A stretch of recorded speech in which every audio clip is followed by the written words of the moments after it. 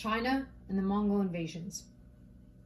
Today I'm going to be talking about the Mongol Empire and their everlasting effect on society and culture today in a wide variety of topics, but mainly their influence that can still be present today in the region we now know as Central Asia. We see the picture here showcasing their expansion from 1259 to 1279, though they happened to expand their empire larger than this, reaching up to the early 13th century at the time.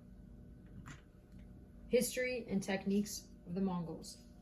When we take a look into the deep and rich history of Mongol communities, we see a nomadic people who lived throughout Central Asia. They did what was not exactly the norm at the time and expanded their empire by pillaging many towns and being on the move, using the region of the land to hunt and use sources available to them.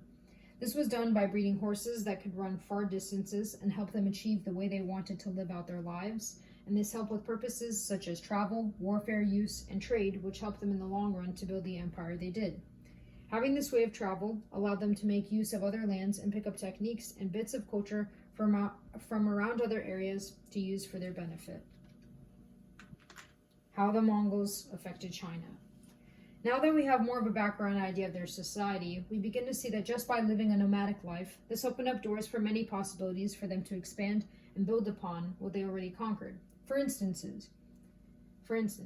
horses being bred led to opening up trade routes to China and allowed for the nations of China to progress rapidly during that time and helped foster relationships between India, Africa, and the Middle East, changing the economy and availability of resources in the civilizations in those empires. With trade routes such as these, like the Silk Road, religion was also much more broadcasted and allowed for ideas and philosophies to be shared, shaping many motives for these empires and allowing China to have a diverse religious affiliation population and monasteries to be built in China by the Mongols, a quite tolerant group. Furthermore, Mongols helped China develop further weapons such as gunpowder, usage of tactics such as certain artillery, and the use of archery. Their invasions allowed for Chinese dynasties to learn how to better defend themselves against brutal and witty Mongol attacks. Why is history important? Now that we have learned a bit about the Mongols, their culture, and how they affected Central Asia, why is it crucial to learn about history? Well, for one, history allows us to better understand societies and cultures at which times they flourished, helps us understand people and societies. Two, history allows us to understand change. We begin to make patterns and connections and see why things changed the way they did and whether it was positive or negative. Helps us understand change. Three, it has helped shape ideas and morals, be it through trial and error, to understand what is better for our world. It is important to developing one's own moral compass. Lastly, when we learn about history, it gives us a better grip on reality and what it can mean to be a good citizen. Understanding the in-depth value and culture of our history allows us to make right decisions as a regular civilian. It is vital to being a good citizen and being active in society. How can understanding the motivations behind ancient cultures help us to understand world events today? Ending off, how can we understand the motivations behind ancient culture help us understand the world today? Because history is inescapable and looks us right in the face, it'd be good to give it some thought. It isn't going anywhere, and it is wonderful as it is always there for us to look back on.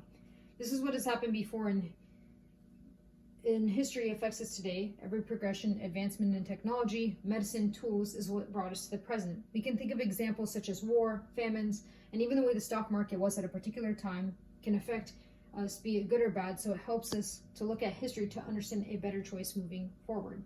The legacy of what happened before influences what happens today. This in turn helps us predict a likely outcome and can help you know whether or not we ought to make a certain choice. So connecting with our past helps us understand our present and predict the future. Finally, history is universal throughout time. It is something we all experience and live through. We see major events unfold, changes throughout history, the world that many of us care about, for ourselves or future generations. So maybe it's time to give history a look and delve into understanding and using it. Human experiences are universal throughout time.